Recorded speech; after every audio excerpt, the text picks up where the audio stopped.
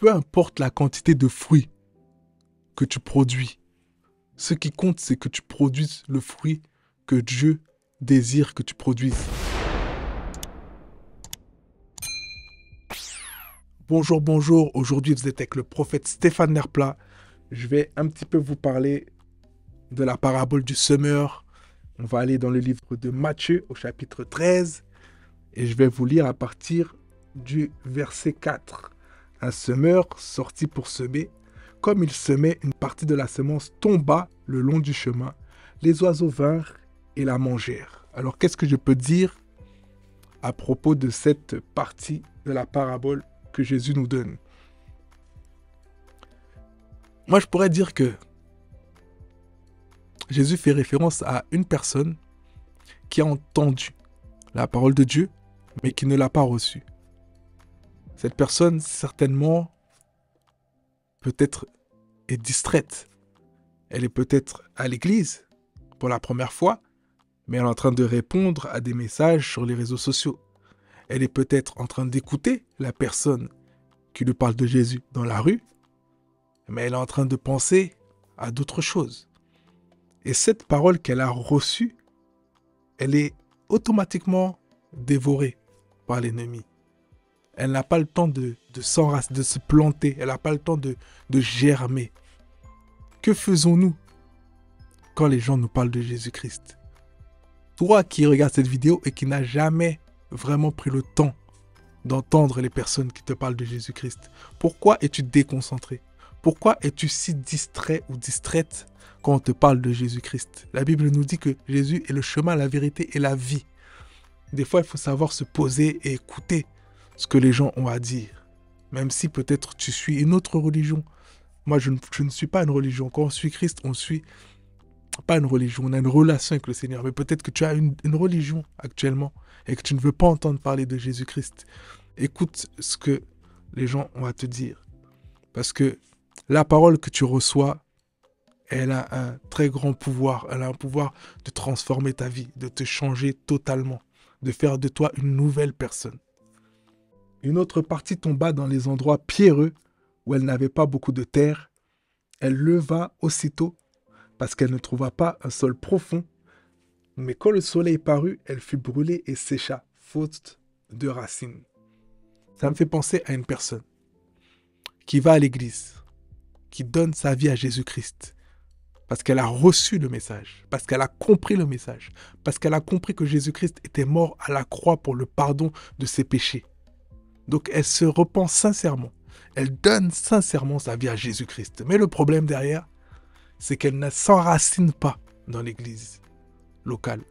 Elle ne cherche pas à entretenir des relations avec d'autres chrétiens, des personnes qui ont un niveau spirituel plus élevé, des personnes qui pourraient les édifier. La Bible dit que les mauvaises compagnies corrompent les bonnes mœurs. Ça veut dire que, à contrario, quand tu es avec de bonnes personnes, ces bonnes personnes vont avoir un impact positif sur ta vie. Donc c'est ce chrétien qui est né de nouveau, mais qui refuse de se connecter à des personnes qui sont connectées, qui refuse d'entretenir sa relation avec le Seigneur, qui refuse de disposer sa vie pour faire en sorte de laisser la place à Jésus-Christ.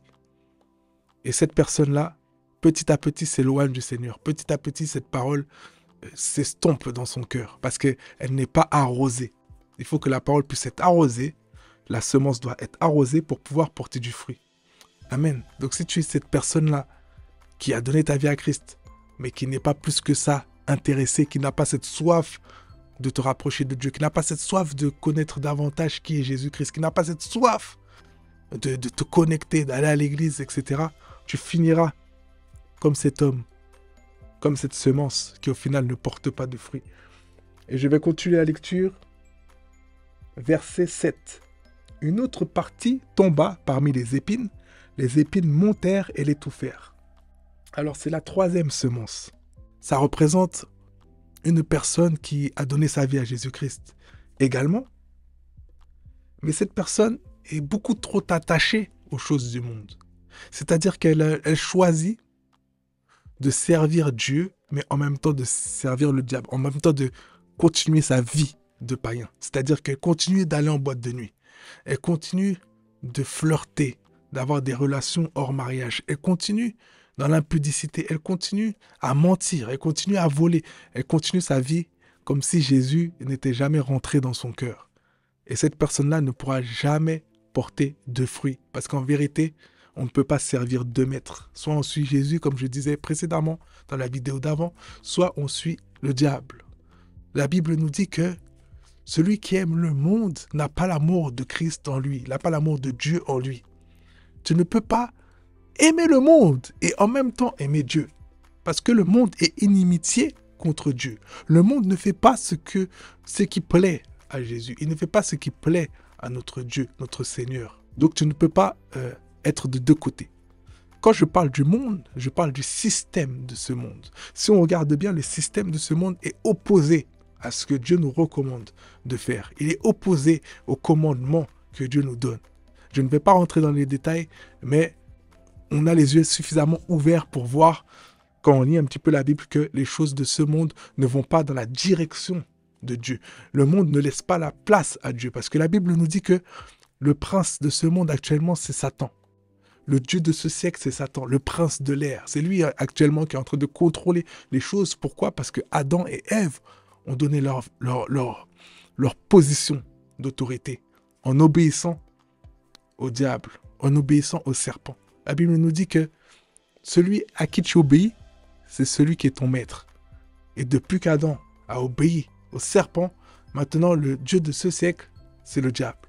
Donc tu ne peux pas en même temps suivre le mouvement, le système du diable et en même temps suivre Dieu. Il y a forcément une opposition. Amen. Ensuite, pour la parabole numéro 4, une autre partie tomba dans la bonne terre. Elle donna du fruit, un grain 100, un autre 60, un autre 30. Que celui qui a des oreilles pour entendre, entende. Et là, je parle réellement du chrétien qui est né de nouveau, qui a reçu la parole dans un bon terrain. Et le bon terrain, c'est son cœur. C'est ce chrétien qui a déjà un cœur de chair, qui a reçu Jésus, mais qui décide de suivre réellement Jésus de tout son cœur, qui refuse de continuer de vivre comme il vivait avant d'avoir reçu la parole. Il décide de laisser toute sa vie entre les mains de Dieu. Il décide de renoncer aux choses qu'il aimait hier, parce que la Bible nous dit que Dieu ne les aime pas. C'est ce chrétien qui va à l'église, ce chrétien qui a la soif de Dieu, c'est ce chrétien qui se connecte aux autres chrétiens. Ce chrétien peut-être qui a beaucoup de défauts, mais qui aspire à être meilleur de jour en jour, qui vraiment permet à Dieu d'œuvrer à 100% dans sa vie. Et ce chrétien portera du fruit. Maintenant, il y a quelque chose que j'ai remarqué. La parole dit que elle donna du fruit un grain 100, un autre 60, un autre 30. Et je pense que le Seigneur nous dit ça, c'est pas pour rien. Peu importe la quantité de fruits que tu produis, ce qui compte, c'est que tu produises le fruit que Dieu désire que tu produises. Il y a des personnes qui vont gagner 1000 âmes dans leur vie. Il y a des personnes qui gagneront 10 000 âmes. Il y en a d'autres qui gagneront 100 âmes. On ne doit pas avoir un esprit compétitif, avoir une espèce de concurrence entre nous les chrétiens. On doit marcher ensemble, chacun doit faire ce que Dieu lui demande de faire. Et tu ne seras pas moins récompensé parce que tu as gagné moins d'âmes qu'un autre. Parce que peut-être que Dieu a prévu que toi, en fait, tu puisses gagner un certain nombre d'âmes. Ce qui compte, c'est réellement de faire la volonté de Dieu avec un bon cœur. La Bible nous dit qu'il y aura des surprises. Il y aura des surprises. Il y a des personnes peut-être qui auront fait énormément de choses pour le Seigneur et en fait, leur récompense sera inférieure à une autre personne qui a fait moins de choses. Ce qui compte, c'est que tu fasses les choses avec un bon cœur, un bon mobile de cœur et que tu fasses exactement ce que Dieu te demande. J'espère que cette petite exhortation t'aura édifié, que tu as passé un agréable moment et je vous souhaite de passer une bonne soirée. Soyez bénis et je vous dis à bientôt.